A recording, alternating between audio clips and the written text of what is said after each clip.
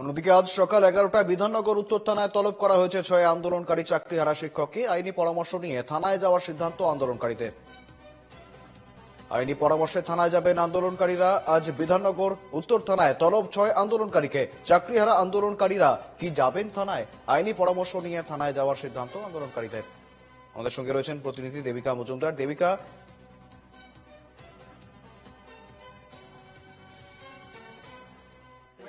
লয়ের সঙ্গে আমাদের আলোচনা চলছে। লয়ার যেভাবে বলবেন আমরা সেইভাবে এগোবো।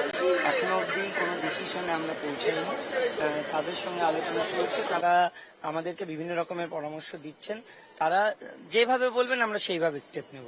ভয় তো আমাদের নেই, আমরা নির্ভীক, কারণ সত্য যারা বলে এবং সত্যের সাথে যারা আছে তাদের ভয়ের কিছু থাকে না। দেখুন, গ্রেপ্তারি করতে পারেন, অবশ্যই পারেন, তাই সেরকমটা লেখা আছে।